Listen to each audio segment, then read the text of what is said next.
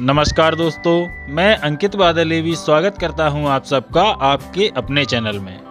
बॉलीवुड फिल्मों में प्रेम कहानियों का एक अलग ही क्रेज रहा है। जितनी प्रेम कहानियां ऑन स्क्रीन चर्चा में रहीं, उतनी ही ऑफ स्क्रीन लव स्टोरीज भी चर्चित रहीं। चाहे वह सलमान खान और ऐश्वर्या राय की कहानी हो या फिर अमिताभ बच्चन और रेखा की। फिल्मी सितारों की अधिकतर प्रेम कहानियां असफल ही रहीं, लेकिन फेमस बहुत रहीं।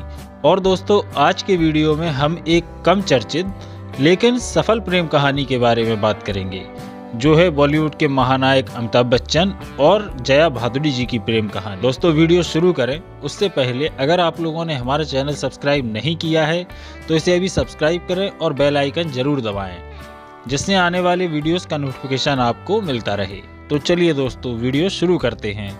वैसे अमिताभ बच्चन और रेखा जी की प्रेम कहानी हमेशा से ही चर्चा में रही है, लेकिन आज हम अमिताभ बच्चन और उनकी पत्नी जया बच्चन जी की प्रेम कहानी के बारे में बात करेंगे। तो शुरुआत करते हैं अमिताभ बच्चन से।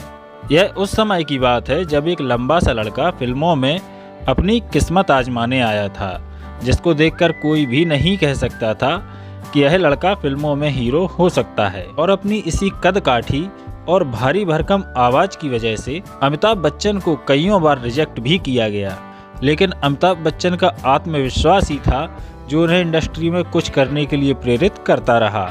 और फिर काफ़ी मशक्क़त के बाद अमिताभ को एक फिल्म मिली। फिल्म का नाम था सात हिंदुस्तानी, जिससे अमिताभ बच्चन ने बॉलीवुड में अपना डेब्यू किया था। और फिर सात हिंदुस्तानी के बाद ही अमिताभ बच्चन ने film and television institute of India जाने का मन बना लिया, और यहीं से शुरू हुई असली कहानी। अमिताभ बच्चन FTII पहुंचे और वहां पहुंचकर उन्होंने डैनी, रमेश शर्मा और जया भादुड़ी जैसे कलाकारों से दोस्ती की और अपनी एक टीम बनाई। कहा जाता है कि अमिताभ बच्चन के इस FTII के सफ़र के दौरान ही जया के दिल में अमिताभ बच्चन ने अपनी जगह बना ली थी, और जया को यह लगने लगा था कि अमिताभ ही वह शख्स हैं जो इनके लिए बने हैं।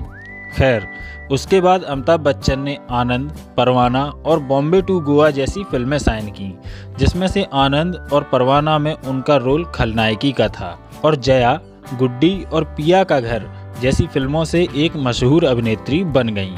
इसी दौरान अमिताभ बच्चन की दोस्ती टीनू आनंद और असरानी से हुई, जिनके साथ वह शूटिंग किया करते थे, और जया जी से मुलाकातें होती रहीं, जिससे दोनों एक दूसरे के करीब आते गए।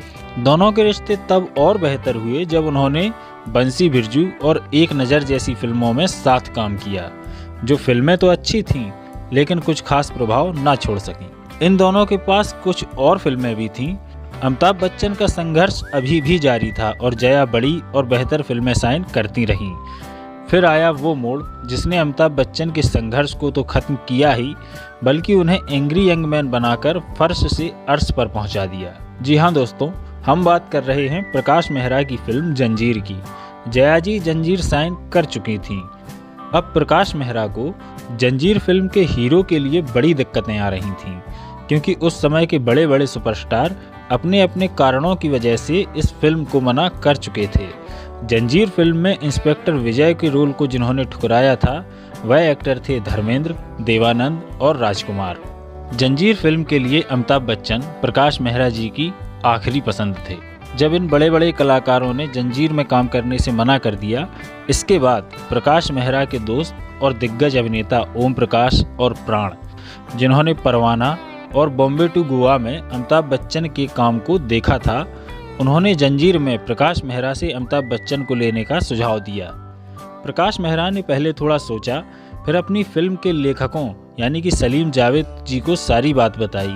सलीम जावेद ने बॉम्बे टू गोवा देखकर अमिताभ बच्चन को लेने के लिए अपनी सहमति दे दी।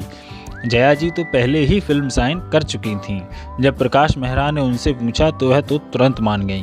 फिल्म की शूटिंग पूरी हुई, लेकिन फिल्म के लिए डिस्ट्रीब्यूटर्स नहीं मिल रहे थे, और जंजीर फिल्म को एक B ग्रेड एक्शन फिल्म का ठप्पा लगाकर रिलीज किया गया।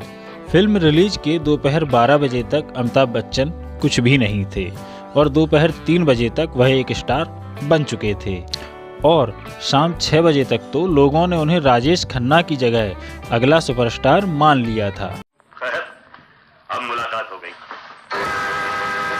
जब तक बैठने को न कहा जाए, शराफत से खड़े रहो। ये पुलिस स्टेशन है, तुम्हारे बाप का घर नहीं। लगातार 1 दर्जन फ्लॉप फिल्में देने के बाद जंजीर की इस सफलता से अमिताभ बच्चन बहुत खुश थे और उन्होंने अपने करीबी दोस्तों को लंदन में पार्टी देने की प्लानिंग भी कर ली थी। और अमिताभ बच्चन ने पार्टी के लिए जिन दोस्तों को इनवाइट किया था उनमें जया जी भी शामिल थीं, जो अब सिर्फ उनकी दोस्त या को स्टार नहीं थीं, बल्कि दोनों को एक दूसरे से प्यार भी हो गया था और दोनों आगे चलकर शादी करने की भी प्लानिंग कर रहे थे। यह सब प्लानिंग चल ही रही थी, तभी अमिताभ बच्चन के पिताजी श्री हरिवंश राय बच्चन जी को अमिताभ और जया की प्रेम कहानी के बारे में पता चल गया और यह भी पता चल गया कि दोनों बाहर जा रहे हैं। तब इनके पिताजी ने अमिताभ बच्चन को बुलाया और कहा कि वह जया के साथ उन्हें छुट्टियों पर नहीं जाने देंगे जब तक कि वह जया से शादी नहीं कर लेते। यह पल अमिताभ बच्चन के लिए बहुत खुशी का पल था। उन्होंने तुरंत यह बात जया जी को भी बताई। बस फिर क्या था, मालाबार हिल्स में जया जी के ही दोस्तों में से एक का घर शादी के वेन्यू के रूप में चुना गया, एक पंडित की व्यवस्था की गई और बस करीबी दोस्तों को बुलाया गया, जिसमें संजय गांधी भी शामिल थे। और आखिरकार 3 जून 1973 की शाम अमिताभ जी और जया जी शादी के बंधन में बंध गए और उसके अगले ही दिन सब दोस्तों ने मिलकर अमिताभ और जया को हनीमून के लिए लंदन भेजा। और शादी के बाद अमिताभ बच्चन और जया जी ने दूसरी बार फिल्म अभिमान में पति पत्नी की भूमिका निभाई और फिर शोले के बाद जया जी ने फिल्मों में काम करना छोड़ दिया और बच्चन परिवार के घर को बसाने में लग गईं, जिसमें अभिषेक और एक बेटी श्वेता भी शामिल हैं। एक बार अमिताभ बच्चन ने कहा था कि जब तक शरीर में जान है तब तक वह काम करते रहेंगे, चाहे फिर उन्हें किसी पार्टी या भीड़ वाले सीन्स की ही शूटिंग क्यों ना करनी पड़े। और शायद यही बात उन्हें बॉलीवुड का महानायक बनाती है। उनके समकालीन लगभग सभी कलाकारों ने अभिनय से दूरी बना ली है या फिर कुछ एक फिल्मों में नजर आ जाते हैं, लेकिन बिग बी आज भी काम कर रहे हैं और जया जी भी समाजवादी पार्टी से संसद सदस्य के रूप में व्यस्त हैं।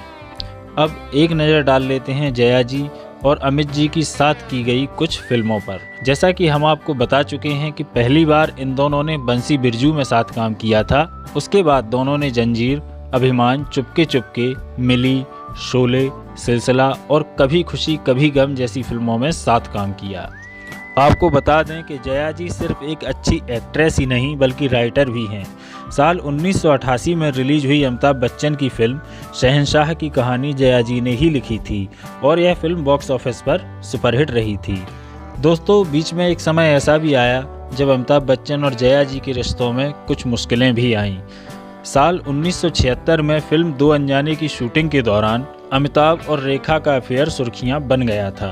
यह खबर आग की तरह तब फैल गई जब ऋषि कपूर और नीतू की शादी में रेखा मांग में सिंदूर लगा के आई थीं। इसके बावजूद भी जया और अमिताभ बच्चन के रिश्ते में दूरी नहीं आई। उनका दामन छोड़ दीजिए, ये मेरे बस में नहीं, और जो मेरे बस में नहीं उसे मैं कैसे कर सकती हूँ। अमित मेरे पति हैं, मेरा धर्म है, वो मेरा प्यार है और प्यार मेरी किस्मत बन चुका है। जया ने अमिताभ बच्चन के किसी और के साथ जुड़ने की किसी भी खबर पर यकीन नहीं किया। दोस्तों, आज के वीडियो में इतना ही। उम्मीद करता हूँ आपको वीडियो पसंद आया होगा। जल्दी मिलते हैं अगले वीडियो में, तब तक के लिए नमस्कार, जय हिंद।